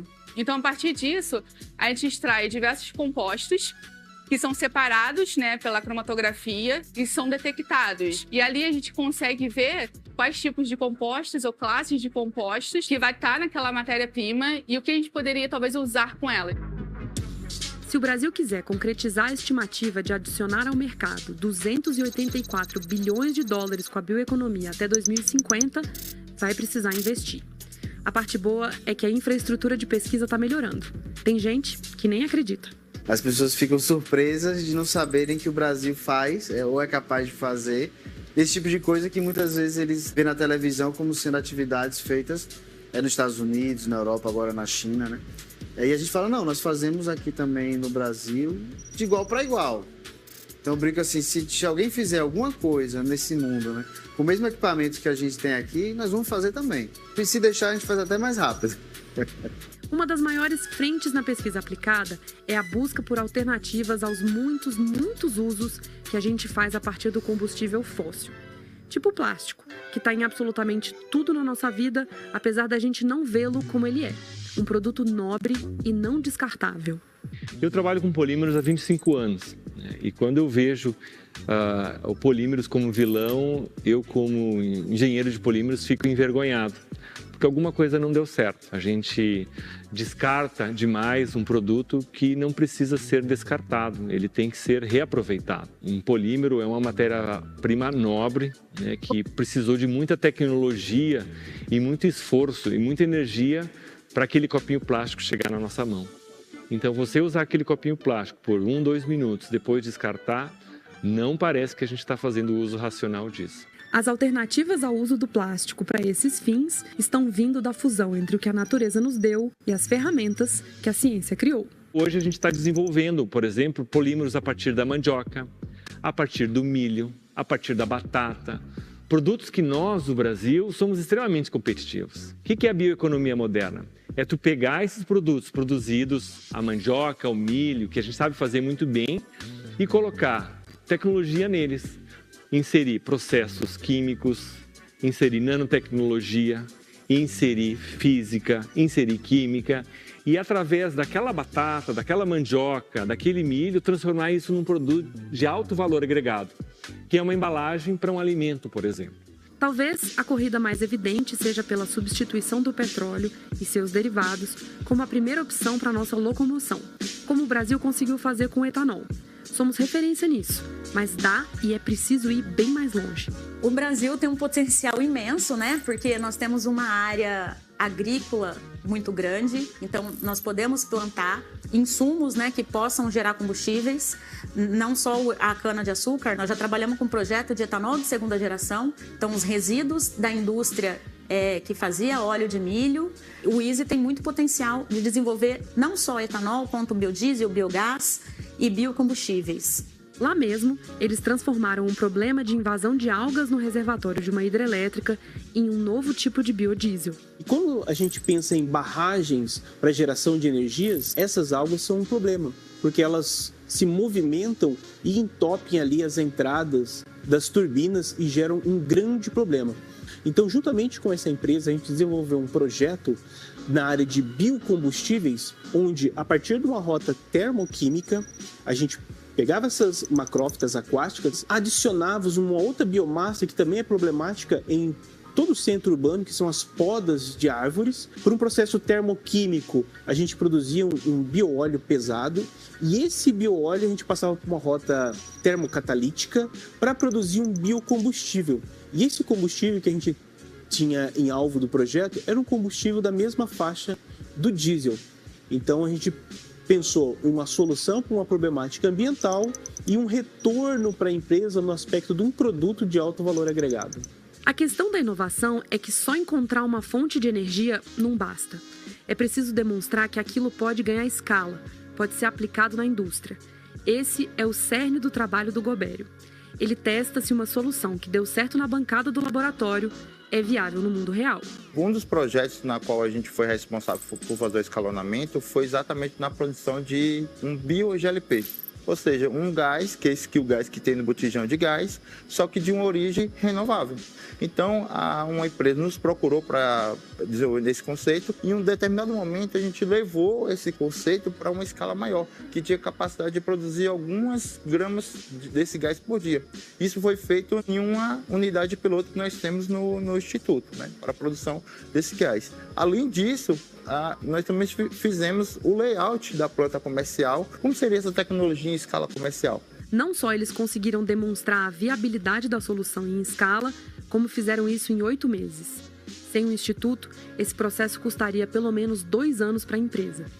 Resíduo pode virar muito mais do que combustível. A cana-de-açúcar pode ser a base da sua próxima roupa.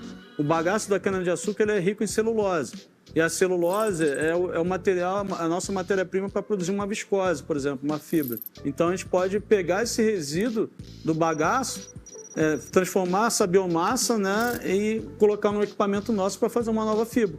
Ou seja, está vindo de resíduo, seria destinado para aterro sanitário, para incineração, e a gente está aproveitando esse resíduo, né, para fazer uma nova fibra. A bioeconomia anda muito junto com a economia circular, que é reaproveitar ao máximo os insumos e matérias-primas que a gente já extraiu da terra. Se eu te disser que mineração tem a ver com esse futuro mais verde, você acredita? Nós trabalhamos com a parte de cadeia mineral de valor, principalmente agregar valor a esses bens minerais, resíduos da mineração, trazendo os conceitos de economia circular, principalmente através da reutilização de resíduos em novos produtos, processos. E também aí temos uma outra área de biotecnologia mineral, que é o uso, a aplicação de micro-organismos para tratamento de resíduos, de efluentes, substituição de alguns processos químicos por processos bioquímicos, né? Então, por exemplo, a biometalurgia, então a utilização de micro-organismos para fazer a mineração. E isso tem um custo menor, permite a utilização de minérios marginais. Então, é também acho que é uma área muito interessante. Tudo indica que essa é a nossa vocação. E inovação é o que nos levará adiante. Quando a gente fala em biodiversidade e descarbonização, aí você entra naquela parte de disrupção. A gente precisa ser disruptivo nessas áreas, né, para que realmente a gente consiga dar velocidade, né, para você conseguir vencer os desafios climáticos, vencer desafios sociais. E essas são 2 áreas muito fortes e com um potencial enorme, né, para serem atacadas. Inovação é chave, né? Sem inovação você não teria nada, né, para frente em nenhuma dessas áreas. Eu estou vendo movimentos que me deixam, né, surpreso e satisfeito, né, porque eu acho que o Brasil está enxergando que existe esse momento e que é o momento dele aproveitar.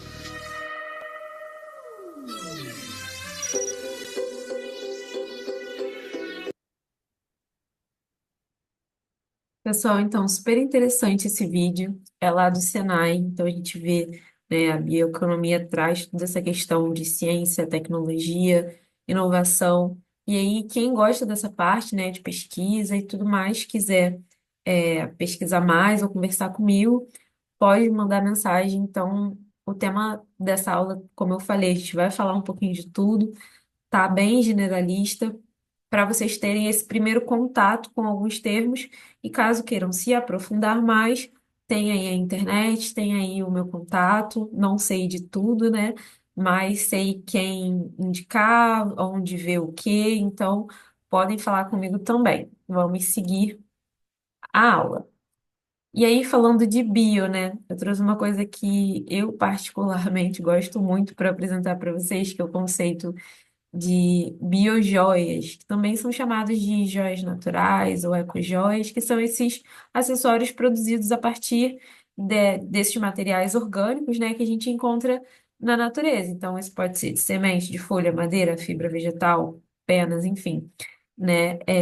E esse processo de criação das biojoias, ele busca valorizar essa biodiversidade, a cultura local, os saberes tradicionais. A gente sabe que a comunidade indígena fabrica muito esse tipo de joias, né? E é uma alternativa sustentável ao uso dos metais e tudo mais, cujos processos de extração podem ter, né, impactos ambientais negativos, tá? Então, trouxe aqui para vocês verem, vou dar uma de blogueira agora, tá, gente?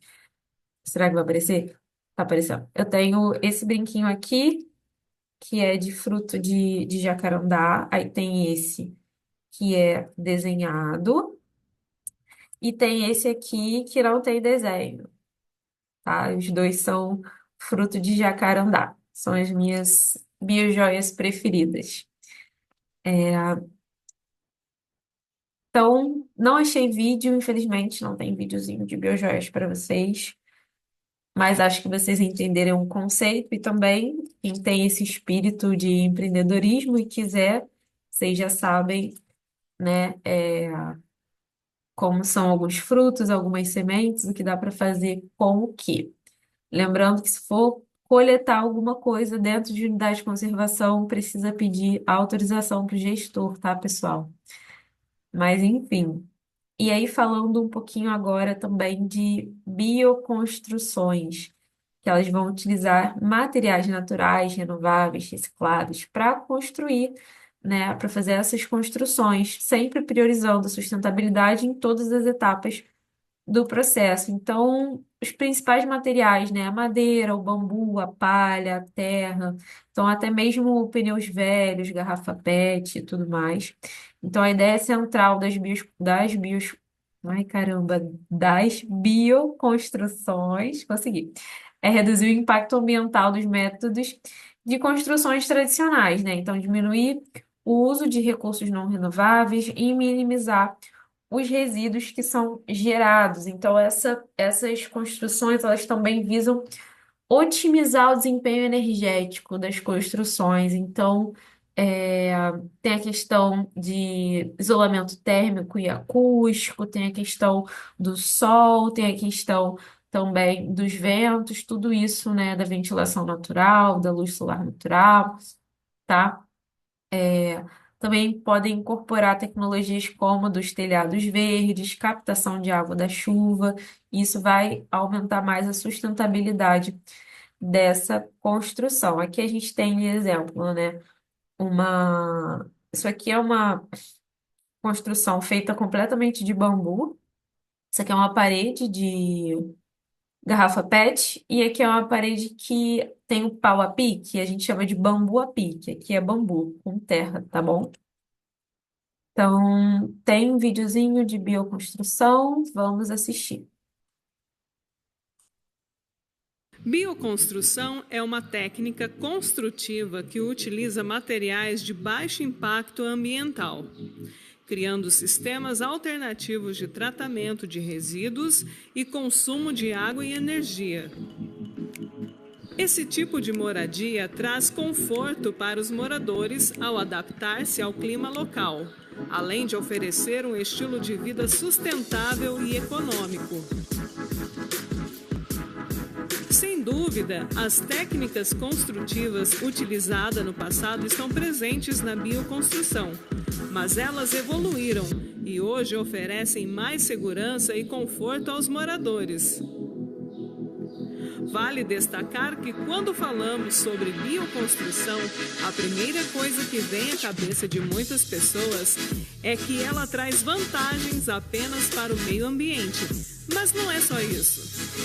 A bioconstrução também é uma forma de arquitetura social.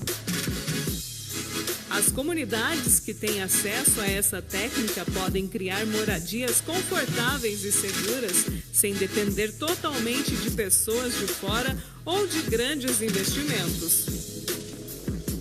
A união dos moradores é uma das características mais importantes da bioconstrução. Além de ajudar na redução de custos com a mão de obra, a atividade agrega conhecimento e integra a comunidade.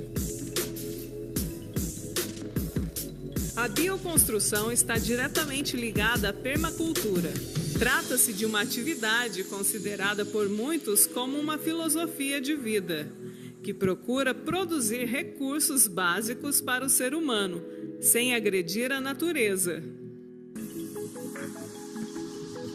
As vantagens da bioconstrução estão na redução de geração de resíduos, redução do consumo energético, redução dos riscos de incêndio, troca de conhecimento na comunidade e preservação do ambiente. Os materiais utilizados na bioconstrução são diversos, como terra, pedras, palha, madeira, entre outros materiais. Bem legal essa ideia, não é mesmo? Confesso que fiquei apaixonada. E se você gostou também, deixe o seu like aqui no vídeo e comente aqui embaixo. E se inscreva aqui no canal. Gente, muito legal, né? Eu particularmente gosto muito da parte de bioconstrução. Então, quem já ouviu falar o conceito também de permacultura, pessoal da arquitetura, da engenharia civil, é mais voltado, mas nada impede também, né, que outros profissionais atuem. Eu acho super interessante. Tem alguns cursinhos que dá para fazer e é bem legal. E o link desse vídeo também vou deixar aqui na descrição, tá? De todos os vídeos que a gente está assistindo juntinho aqui na aula. E, por último, vamos falar, no último exemplo bio, é a bioenergia, os biocombustíveis. Então, a bioenergia é um tipo de energia que ela é produzida a partir da biomassa. E aí, a biomassa inclui qualquer matéria orgânica de origem vegetal ou animal, como restos de planta, resíduos agrícolas, madeira, fezes de animais e até resíduos urbanos, tá? Então, ao ser processada, essa biomassa ela pode ser transformada em formas de energia, como eletricidade, calor ou combustíveis, tá? Como os biocombustíveis, né? O etanol, o biodiesel, o biogás.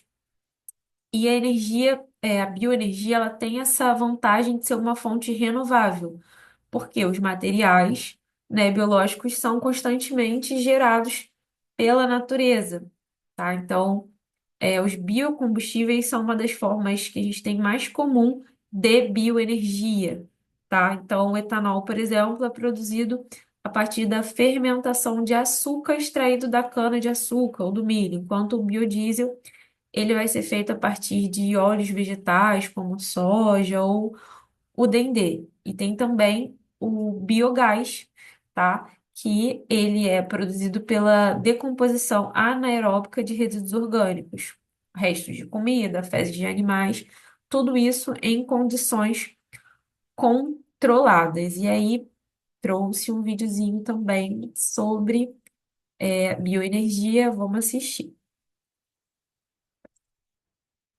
Etanol, biodiesel, biomassa, biogás. Tudo isso está debaixo do mesmo guarda-chuva, o da bioenergia. Fica aí que no vídeo de hoje a gente vai te contar o que você precisa saber sobre ela.